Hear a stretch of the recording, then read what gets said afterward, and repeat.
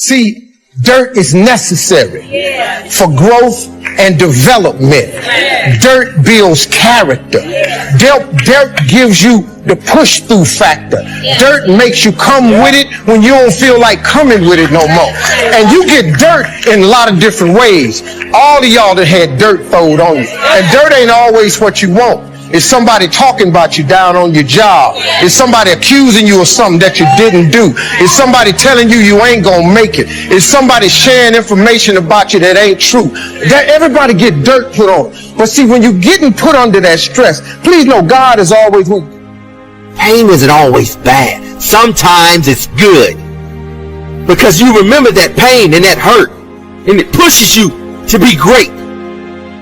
There's times where you think, is there anything that can justify as to why I'm always going through something hard? Sometimes nothing ever makes sense that you're going through. I'm going through hurt. I'm going through pain. There's death in my family. There's sickness everywhere. But I tell you what,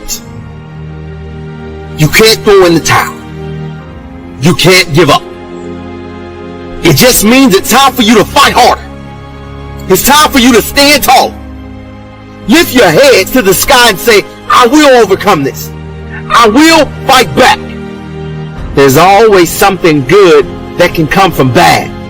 Why would you live a life with a negative mindset, with a negative attitude, when this life is great and you can become someone great just by the way you think, act, or react to things that happen to you?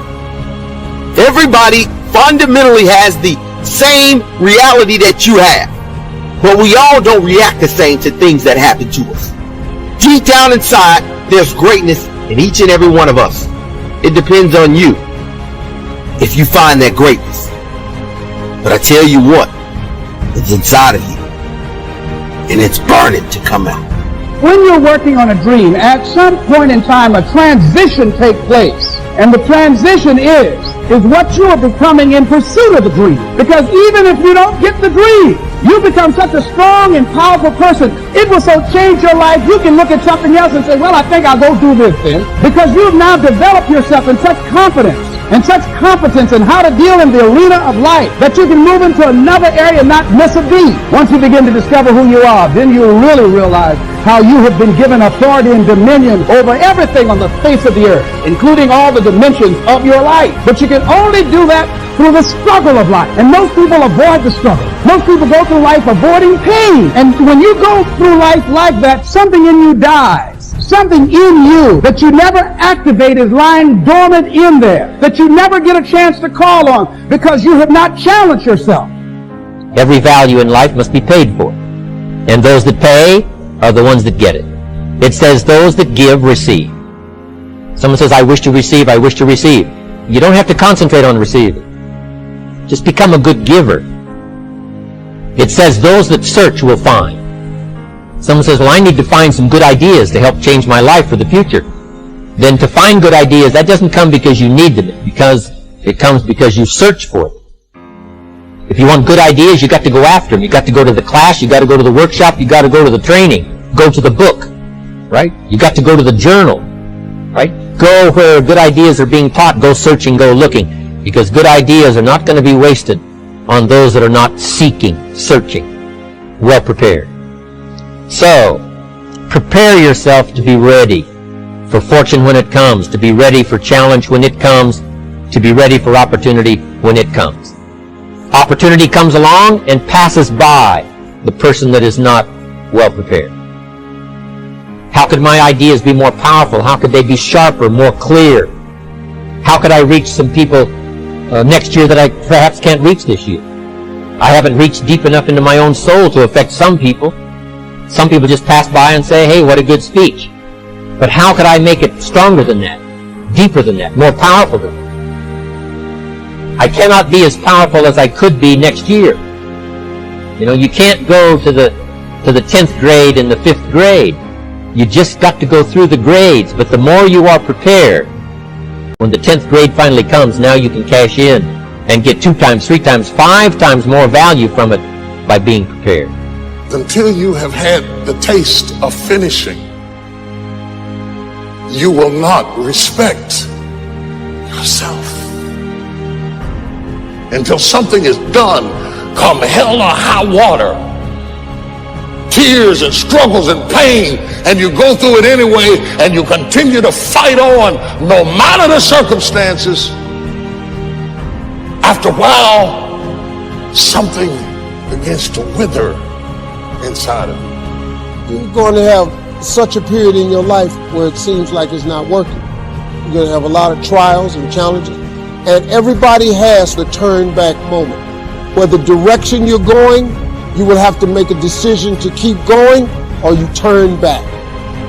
And what we have got to do is know there's a power in you that regardless of what happens to you, you can stand up inside of yourself. I think that's what the poet meant when he says, out of the night that covers me, like as a pit from pole to pole, I thank whatever gods there may be for my unconquerable soul. You have an unconquerable soul. See, some people quit because things are out of control. The moment you get in something where you don't get your way, or it's bad conditions or bad circumstances, the first thing the immature mind says is, this is ridiculous, I quit. I never will forget. I had a friend of mine who was much older than me, who was going through a real tough time in his marriage. I told him, you ought to get out.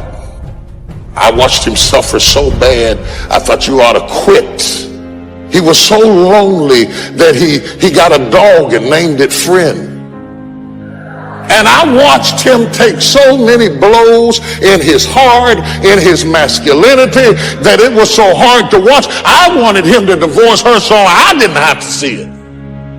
He stayed, and things got worse. And then sickness came in, and then it got really bad. And he stuck it out to the end. I mean, to the end.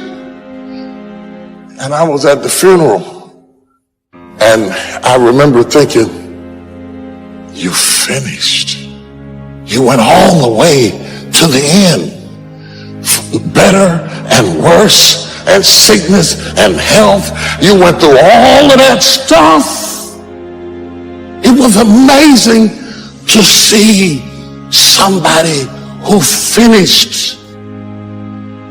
The danger of living a life of incompletes.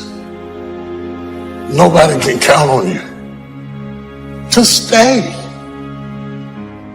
Forget winning. Just stay. You don't have to be a superhero. Just stick it out. To endure. They used to come in my office and say, I'm leaving him because he's beating me. I'm leaving him because he's homicidal. Now they come in my office, they say, I'm leaving because I'm not happy. Who told you you were gonna be happy? Who do you know in your life that is happy all the time? To the person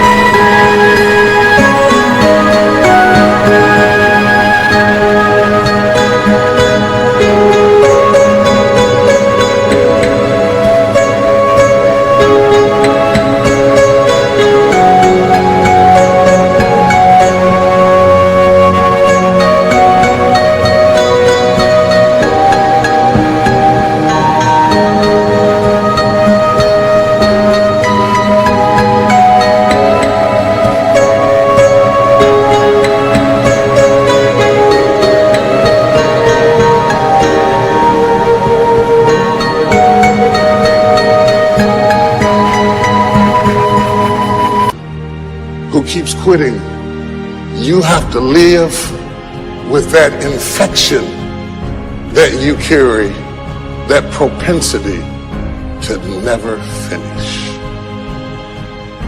Are there any fighters in here? I fought my way up. I fought to get to work. I fought to stand. I fought to carry on. I fought to love. I fought to get out the bed. I fought with my fears, my anxieties, my insecurities. I fought with haters, backbiters, and betrayers. And many times I laid in the bed, I couldn't go to sleep because I was fighting with myself. I fought a good fight. You might not have seen it. You saw the glamour. But let me show you what you didn't see. I fought to do that. I lost a lot of stuff. I lost a lot of friends. I lost a lot of courage. I lost a lot of money. Down on my knees, I was still believing. Lonely, I was believing. Betrayed, I was. Touch 3 people, tell them, keep the faith, keep the faith. If you lose a job, keep the faith. If you bury your child, keep the faith. If you have to move in with your mama, keep the faith. If you have to catch the bus, keep the faith. If you get sick, keep the faith. If you got heart trouble, keep the faith. You might not get a new heart, but you got to keep your faith. Just keep walking. Keep praising. Keep thanking. That's when the miracle is going to take place. You can't go by what you see. Go by what God promised you. My business is still slow. Keep on walking. These people at work are still not treating me right. Keep on walking. God sees your obedience. He hears you praising when you could be complaining. He sees you stretching when you could be shrinking back. As you keep walking, you're going to see God show out in your life. When you prove to God that you're going to do the right thing even when it's hard, then you're going to see God do awesome things in your life. Don't talk yourself out of what you know God is telling you to do. Sometimes it seems ordinary. You're asking God to promote you. He's saying, get to work on time. You're asking God for healing. He's saying, eat healthier, exercise, get more sleep. It doesn't have to make sense. That's what faith is all about. Faith makes room for provision. You can't wait till it happens. You have to make room for it when you don't see any sign of it. You have to talk like it's on the way. Think like...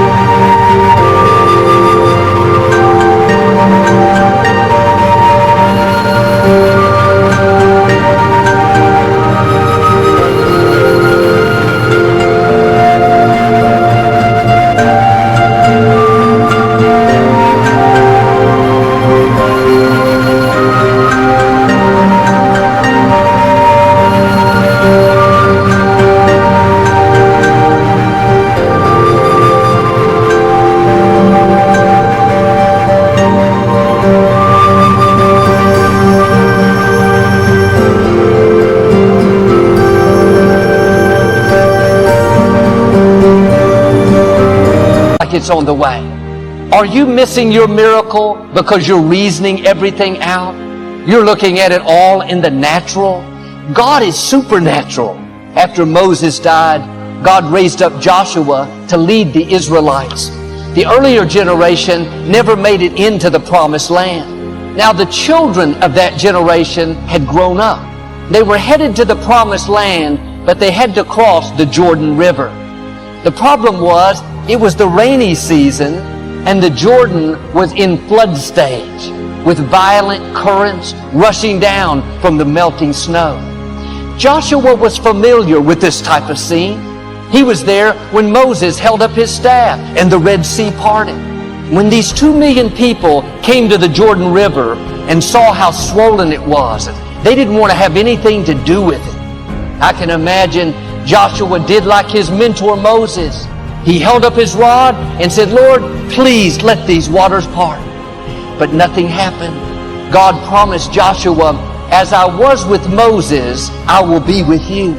He didn't say, I'm going to do for you everything I did for Moses. There's a distinct calling on your life. You don't have to copy someone else, try to be what they are. Walk in your own anointing. Walk in your own calling. Joshua had to make a decision. Are we going to turn around and go back, or are we going to keep walking? Joshua's attitude was, we've come too far to stop now. Instead of turning back, he told all the people, let's keep walking. I can hear them say, excuse me, Joshua, do you not see there's a violent, raging river? There's nowhere to go? Joshua acted like he didn't hear them. There will always be people that try to convince you to turn back. You have to do like Joshua and have a made-up mind. I'm going to keep walking. I'm going to become all I was created to be. They looked back at Joshua one last time, thinking surely he's going to retreat now. Joshua answered with 3 simple words, keep on walking. The scripture says, when their feet got wet, suddenly the waters begin to push back. Miracles happen when there's obedience. God doesn't give us all the details. May not happen like you've seen happen with your family. Like Joshua, every circumstance may say, it's not going to turn around. Go back. You'll never get well. It would have happened by now. Don't believe those lies. Keep walking.